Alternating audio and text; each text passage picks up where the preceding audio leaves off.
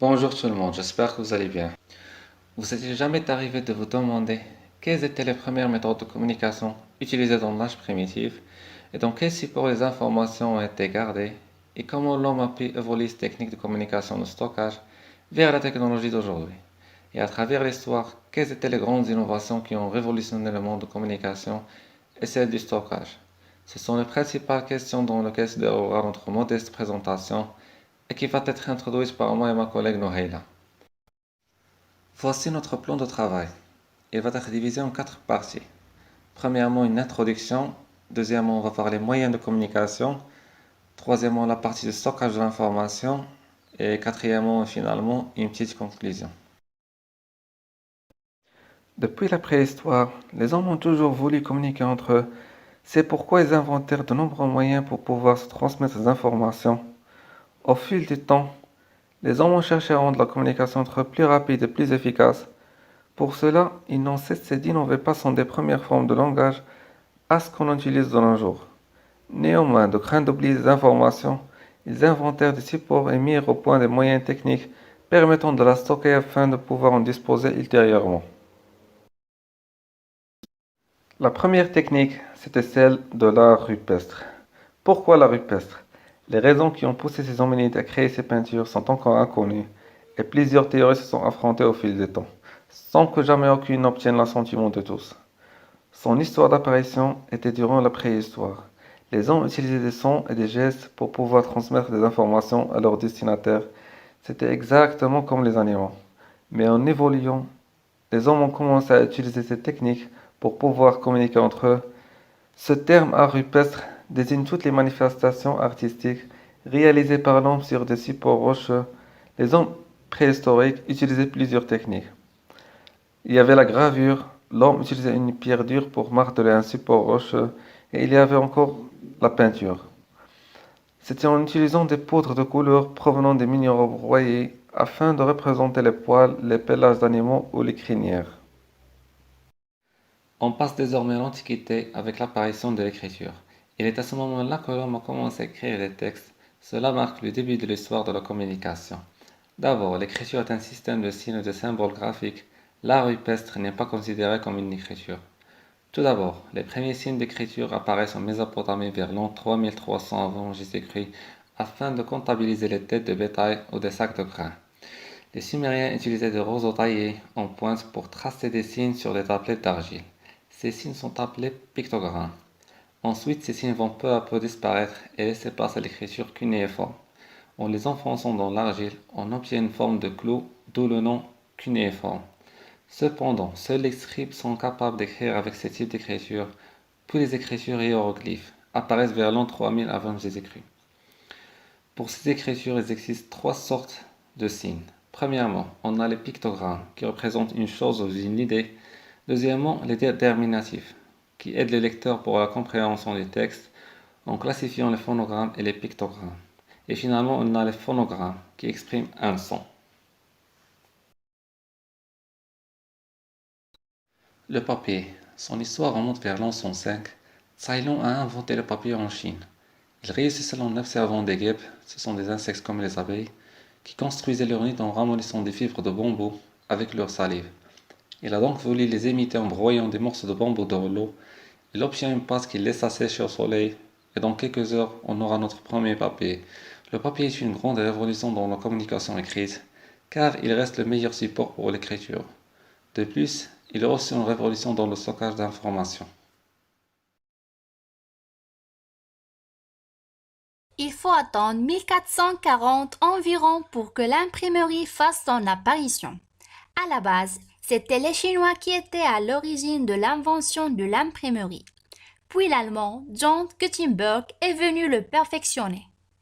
Il a utilisé des caractères mobiles en alliance de plombes, de papier fabriqué à partir de chiffon et d'un encre qui ne traversait pas le papier et qui séchait vite, et une presse d'imprimer. Et d'après les historiens, plus de 15 millions de livres ont été imprimés vers la fin du XVe siècle. Plus tard, en 1794, le Français Claude Chappe inventa le télégraphe. Le système était optique et manuel. Le télégraphe de Chappe sera remplacé par le télégraphe électrique de Samuel Morse qui envoie un code électrique. Avec le téléphone, la communication devenait interactive. En 1876, le scientifique britannique Alexander Graham Bell, ingénieur et inventeur, dépose le brevet de l'invention du téléphone fixe. Bell travaille pendant plusieurs mois sur cet appareil avant de pouvoir transmettre des paroles intelligibles sur cette machine. Les premières paroles transmises à cette machine sont adressées à son assistant. Monsieur Vachon, venez vite. Presque un siècle après l'invention du premier téléphone fixe, le téléphone portable fut inventé durant la fin des années 60 par un Américain du nom de Martin Cooper, le directeur général de la division de communication chez Motorola, et passe le premier appel de l'histoire depuis un téléphone portable en 1973. Plus tard, une invention et un outil permettant de communiquer, la télévision. Tout a débuté en 1923. Vladimir Zworykin a reçu émigré aux États-Unis et le premier à déposer le brevet de télévision. L'homme ne cesse d'inventer des choses extraordinaires et le montre avec l'ordinateur. Certes, l'ordinateur n'est pas un moyen de communication de base, mais il reste tout de même un outil permettant d'accéder à Internet.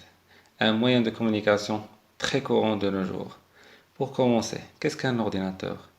Un ordinateur est une machine électronique programmable qui fonctionne par la lecture séquentielle d'un ensemble d'instructions organisant un programme qui lui font exécuter des opérations logiques et arithmétiques sur des chiffres binaires.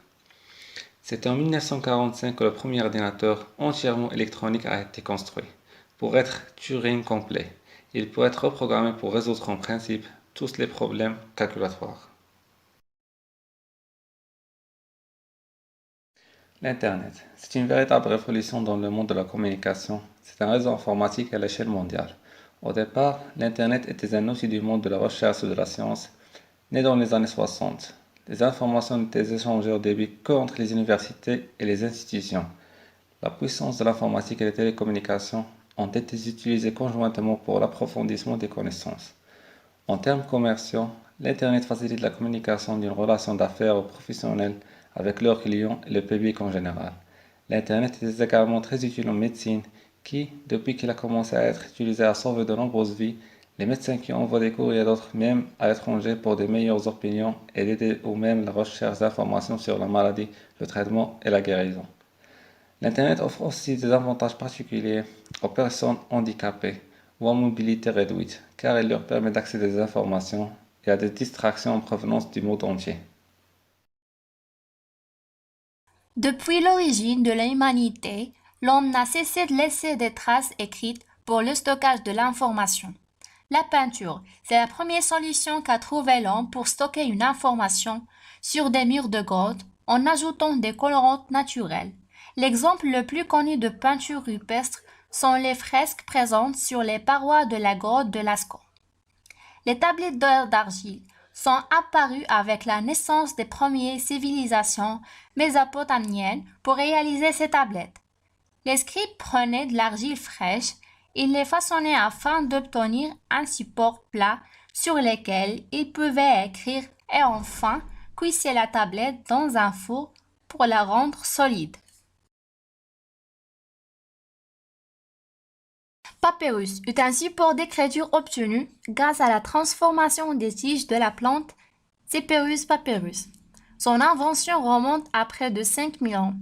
Il était utilisé en Égypte et autour de la mer Méditerranée. Le papier. Cette invention était révolutionnaire pour l'époque, car elle permit de faciliter le stockage de l'écriture. Mais en contrepartie, le problème de ces matériaux est qu'ils se dégradent facilement et il peut se déchirer une fois imprégné d'eau, ce qui a poussé l'homme à inventer des outils plus efficaces. La Renaissance est à la fois une période de l'histoire et un mouvement artistique. Elle voit progressivement le jour en Italie au XIVe et XVe siècle, puis dans toute l'Europe. Elle se termine vers la fin du XVIe siècle avec le maniérisme. Cette époque marque la fin du Moyen Âge et le début des temps modernes. L'histoire de la mécanique débute réellement avec Galilée, mais cette science prend ses racines dans des savoirs bien plus anciens, notamment avec les réflexions d'Archimède ou d'Aristote. En 1642, Blaise Pascal invente la machine à calculer, dénommée machine arithmétique, roue pascaline et enfin pascaline. Elle marque l'origine du calcul mécanique. Jusqu'au XIXe siècle, la notion de mécanique englobe aussi bien l'étude des corps en mouvement que la théorie des machines. Et en arrivant au XXe siècle, la mécanique connaît une mutation décisive. Son alliance avec l'informatique et l'électronique donne naissance à une nouvelle branche qui est les mécatroniques. Elle s'épanouit dans l'interaction et la communication avec le robot et les machines en général. À cette période-là, le monde connaît une autre remarquable découverte qui va révolutionner le monde de la physique, c'est celle de l'électromagnétisme. C'est une perturbation des champs électromagnétiques qui se déplace comme une vague que l'on crée en jetant un caillou dans l'eau. L'énergie transportée transmet des informations. Elle peut également servir comme un support de stockage, et c'est grâce à une fine couche d'oxyde métallique magnétique. On peut même stocker jusqu'à 400 gigas d'informations sur certaines bandes. Sa durée de vie peut atteindre 30 ans selon ses conditions de conservation, mais elle peut être réduite à cause de l'humidité ou de la température. La lecture peut aussi être perturbée par des poussières s'accrochant à la bande ou toute autre dégradation ou parasites. Les ondes magnétiques ont ouvert la porte à de nouvelles techniques de stockage, particulièrement les disques durs. Inventé en 1956, c'est un composant permettant de stocker des données sous forme de fichiers de répertoire. La taille d'un disque dur est exprimée en gigaoctets ou teraoctets. Bien implantés dans nos ordinateurs, ces derniers n'ont cessé d'augmenter leur capacité et leur rapidité depuis leur apparition. Après leur externalisation et l'apparition des disques durs externes, nous voyons aujourd'hui apparaître les SSD. Ils augmentent drastiquement la rapidité de calcul et de transfert des informations. Un matériel fixe sera aussi dépendant des autres composants de l'ordinateur et pourra souffrir d'une défaillance si par exemple la machine a été infectée. L'avantage de sa position fixe permet de le ménager sur le plan matériel et d'éviter la plupart des chocs. C'est pour cela que la recherche a été lancée pour trouver des meilleures alternatives qui seront plus sûres pour la conservation des fichiers. Ils ont fini par développer le cloud. Il s'impose comme une nouvelle solution fiable et sécurisée en échange d'un abonnement qui dépend de la capacité demandée. L'inconvénient, c'est qu'il nécessite une connexion pour récupérer et transférer les fichiers. Pour le résumer, c'est tout simplement la possibilité d'accéder à ces données au programme depuis l'Internet. On va vous laisser maintenant sur une vidéo qui va illustrer ce qu'on a vu jusqu'à maintenant. L'histoire de la communication, c'est celle de l'humanité. Sans communication, point de sociétés humaines. Les paroles s'envolent, dit-on. En représentant l'univers qui l'entoure, l'homme préhistorique franchit une première étape. Inscrire durablement une information compréhensible par d'autres que soi.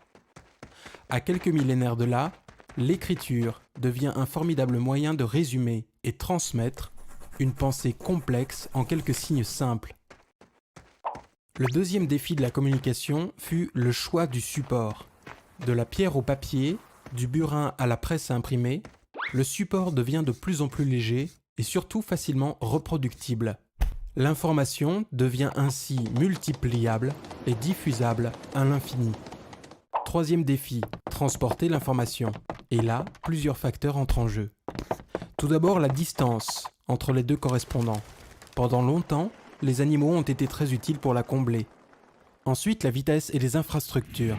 Premier réseau entièrement dédié au transport de l'information, le télégraphe réduit le délai de transmission à quelques instants par la magie de l'électricité. Le message est dématérialisé pour la première fois. Parallèlement, la révolution industrielle multiplie les moyens de transport mécanique. La prochaine étape est le transport de la voix, puis de l'image, ce qui signifie aussi un volume de données de plus en plus important à faire passer dans les réseaux. La technologie permet donc petit à petit de dépasser les contraintes distance, temps, volume. Ce qui manque encore à la télévision, c'est l'interactivité. Internet est la suite logique de ce besoin. Il permet d'échanger en temps réel toutes sortes d'informations, images, musique, vidéos. Encore faut-il que les réseaux de télécommunications soient performants pour absorber ce trafic. Or, depuis que le téléphone a été installé il y a un demi-siècle, ils ont très peu évolué. Conséquence, les tuyaux finissent par saturer. Ça rame, comme dirait l'autre. Finalement, la seule solution, c'est d'agrandir les tuyaux en utilisant une technologie d'avenir dont les capacités sont suffisantes pour les prochaines décennies. Il s'agit de la fibre optique. Alors, nous serons bien connectés au reste de la planète, les entreprises pourront continuer à travailler avec leurs clients et fournisseurs, et les habitants pourront se dire « citoyens du monde ».